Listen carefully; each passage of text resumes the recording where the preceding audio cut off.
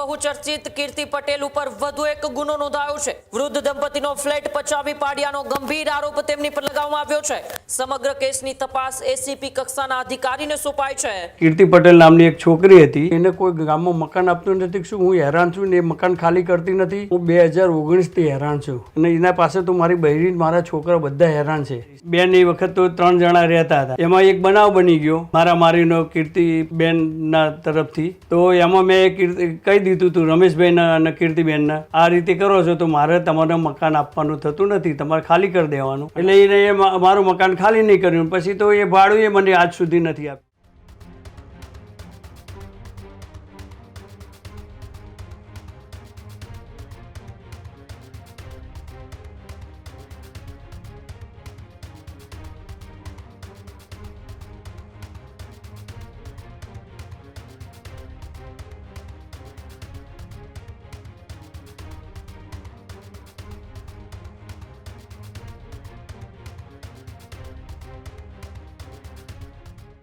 બહુચર્ચિત કીર્તિ પટેલ ઉપર વધુ એક ગુનો નોંધાયો છે। જી હા, વધુ એક ગુનામાં કીર્તિ પટેલની સંડોવણી જોવા મળી રહી છે। વૃદ્ધ દંપતીનો ફ્લેટ પચાવી પાડ્યાનો ગંભીર આરોપ તેમની પર લગાવવામાં આવ્યો છે। વર્ષોથી ભાડું ન ચૂકવ્યું હોવાનો મકાન માલિકનો દાવો, ત્યારે ફ્લેટ ખાલી કરાવવાનું કહેતા જાનથી મારી નાખવાની ધમકી આપ્યાનો પણ આરોપ લગાવવામાં આવ્યો છે। પુણા પોલીસ સ્ટેશનમાં લેન્ડ ગ્રેબિંગ હેઠળ એફઆઈઆર નોંધાઈ છે। સમગ્ર કેસની તપાસ એસીપી કક્ષાના અધિકારીને સોંપાઈ છે। 2019માં માસિક 9,500ના ભાડે ફ્લેટ અપાયો હતો, ત્યારે આધાર કાર્ડ ન આપતા ભાડા કરાર પણ પૂર્ણ થયો નહોતો। કોરોના અને અન્ય બહાના બતાવી ફ્લેટ ખાલી ન કર્યાનો આરોપ આ વૃદ્ધે કર્યો છે। મકાન માલિક પરિવાર વર્ષોથી માનસિક તણાવમાં હોવાનો પણ આક્ષેપ કરવામાં આવ્યો છે। ત્યારે બહુચર્ચિત ઇન્સ્ટાગ્રામ ઇન્ફ્લુએન્સર કીર્તિ પટેલની મુશ્કેલીમાં ફરી એક વખત વધારો થયો છે અને સુરતની અંદર લેન્ડ ગ્રેબિંગનો એક નવો ગુનો કીર્તિ પટેલ પર નોંધાયો છે। ત્યારે જે મકાન માલિક છે તે મકાન માલિક કીર્તિ પટેલ ઉપર આરોપ લગાવતા શું કહી રહ્યા છે, આવો આપણે વૃદ્ધ મકાન માલિકને સાંભળીએ।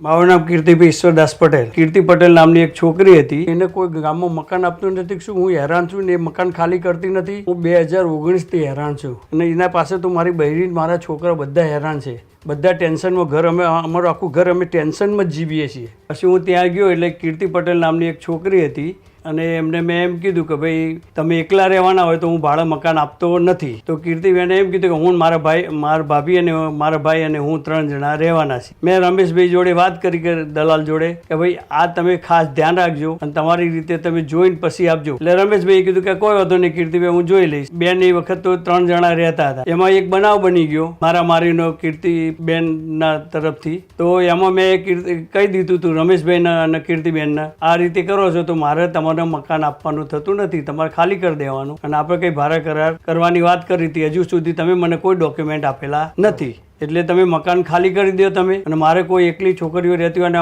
મારી વાળા વ્યક્તિઓને મારે ભાડા આપવાનું થતું નથી। એ પછી મને પોલીસ સ્ટેશન બોલાવવામાં આવેલો, કરી પોલીસ વાળાએ કીધું ભાઈ મકાન ખાલી કરાવી દેજો। પણ એ કીર્તિ પટેલની દાદાગીરી કે હું કરું છું કાકા, મને બીજે મળતું નથી, આમ છે ને તેમ છે। થોડો ટાઈમ વહી ગયો ને એમાં કોરોના આવી ગયો। કોરોનાની અંદર તો ગવર્મેન્ટે બધાને ના પાડી કે કોઈ જ્યાં હોય ત્યાં જ રહેવું, કોઈ મકાન ખાલી કરાવવા નહીં। એટલે એ કીર્તિબેનને એ ફાવતું જડી ગયું, એટલે એને મારું મકાન ખાલી નહીં કર્યું। પછી તો એ ભાડું મને આજ સુધી નથી આપ્યું। ખેડૂત ભાઈઓ છે ખેતરમાં ડ્રોન ઉડાવતા હોય છે, ત્યારે આપણે એક પ્રશ્ન સતાવતો હોય છે કે જે આપણે અત્યાર સુધી જીપીએસ ટેકનોલોજી વાળા ડ્રોન વાપર્યા છે, જેથી કરીને મોબાઈલ ટાવર છે અથવા તો હાઈ ટેન્શન લાઈન પસાર થતી હોય, કોઈ વૃક્ષો હોય, ત્યારે જે જીપીએસ ટેકનોલોજી વાળા ડ્રોન છે એમાં ટકરાય અને ટ્રેસ થાય છે। પણ એગ્રીવન લાવ્યું છે GNSS ટેકનોલોજી ડ્રોન, જેથી કરીને એ ડ્રોન છે એ કોઈ જગ્યાએ ટકરાય નહીં, પોતાની રીતે જ ડિસિઝન લે છે ને મૂવ થઈ જાય છે, જેથી કરીને GNSS ટેકનોલોજી ડ્રોન છે એ વાપરવાનો આગ્રહ રાખો।